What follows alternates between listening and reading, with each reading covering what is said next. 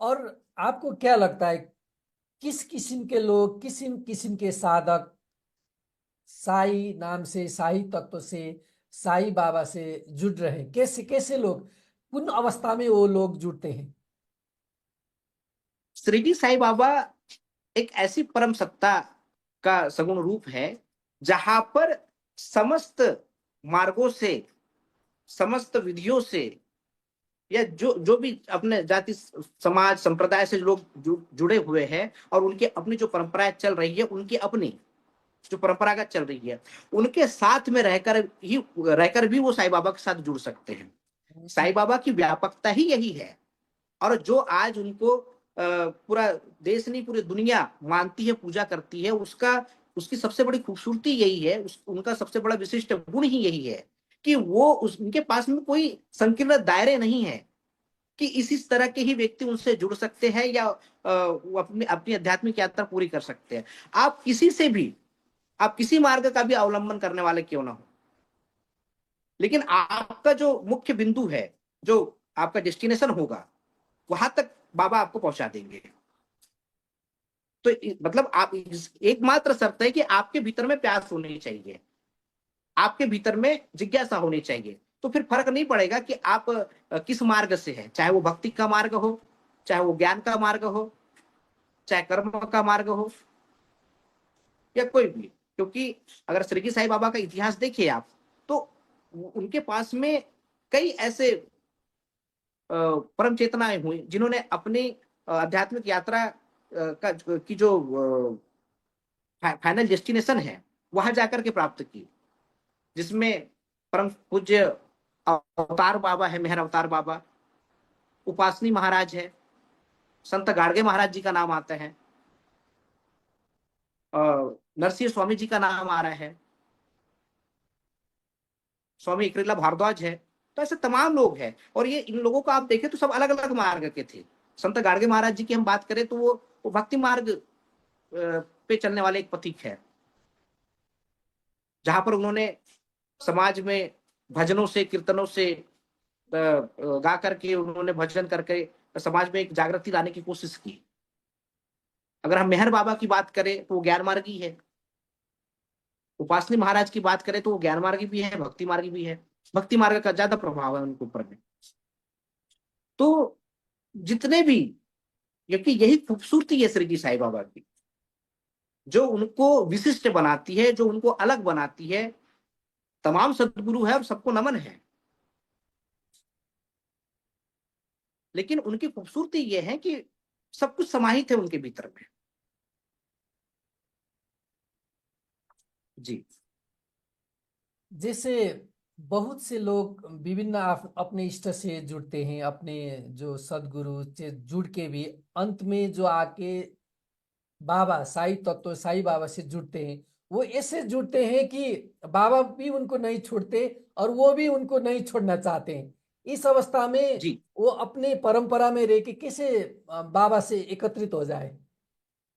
जो परंपरा की बात कर रहे हैं आप, या जो परंपराएं होती है, वो परंपरा इसलिए नहीं होती कि आप उसमें बंधे रहे। परंपरा जो भी निर्मित हुई है, वो आपको एक प्लेटफॉर्म देने के लिए है, एक आधार देने के लिए है। भाई आपको कहीं से तो शुरुआत करनी है ना। तो शुरुआत कहीं से भी हो सकती है, वो किसी परंपरा से भी हो सकती है। लेकिन जब परंपराएं शुरुआत करने में अक्षम हो जाती है, शुरुआत करने में असफल हो जाती है, तब फिर उसका विरोध होता है। तो परंपरा का विरोध इसलिए नहीं है कि वो गलत है या जो भी, उसका विरोध सिर्फ इसलिए है जब उस परंपरा का उपयोग नहीं बचता है। हम्म। यदि उस परंपरा का उपयोग आपके आधार के लिए हो सकता है, आपकी यात्रा की शुरुआत के लिए हो सकता है, तो उस परंपरा में क्या गलत है।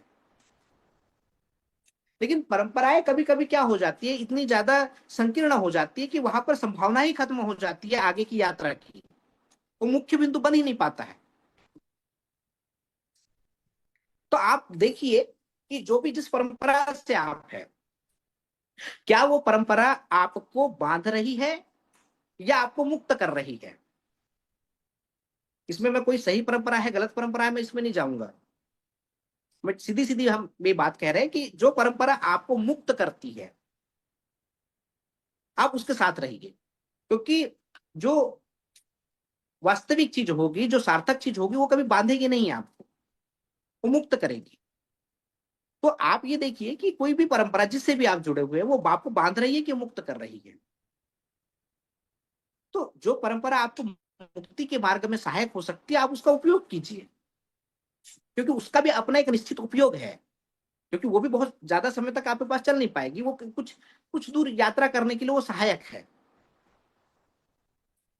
तो आप अगर साईनाथ महाराज के पास में अपनी आध्यात्मिक पिपासा लेकर के जाते हैं, तो वो आपके किसी से भी जा सकते, किसी भी मार्ग से होकर के, किसी भी परंपरा का निर्वाह करते हुए, और वो उस मार्ग पे रहते हुए आपको मार्गदर्शन देंगे उस चीज का। तो साई चरित्र का अध्ययन करें तो आपने देखेंगे कि कई लोग पंढरपुर जो विठल है उसके उपासक थे, कई लोग आदिशक्ति के उपासक थे, कई लोग विष्णु के उपासक थे, कई लोग निर्गुण विचारधारा के भी थे। तो बाबा ने सबको उनके अकॉर्डिंग, उनके अनुसार, उनकी प्रकृति के अनुसार उनकी आध्यात्मिक यात्रा में सहायता पहुंचाई और उनको अपने गंतव्य तक के पहुंचाया। जिसे जी। आप आपके परिभाषा में ये मुक्त करने के लिए आए, मुक्ति के लिए बोल रहे हैं। आपके परिभाषा में मुक्ति किस चीज के लिए बोलते हैं? क्योंकि हम जो भी कर रहे हैं, मुक्ति, हम ये बंध रहे हैं, हम ये सभी चीज से बंध रहे हैं। मुक्ति आपका मूल स्वभाव ही है। जो आप बंधन बांध रहे हैं वो तो बाहर का समर्थन है आपका, वो आपको समाज दे रहा है, संसार दे रहा है, लेकिन आपका जो मूल स्वरूप है वो मुक्त ही है।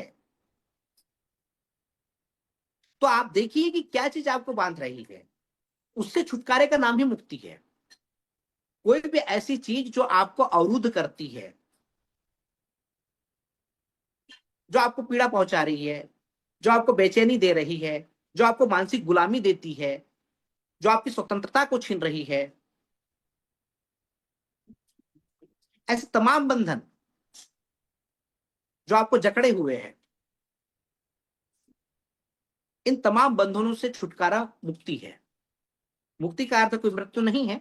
मुक्ति का अर्थ है जो संसारिक बंधन आपने बांध के रखा है, जो भ्रम है, भ्रम के साथ बंधे रहना बंधन है, और भ्रम भ्रम को तोड़ देना मुक्ति है। सदगुरु साईनाथ महाराज भ्रम है कि मुक्ति है?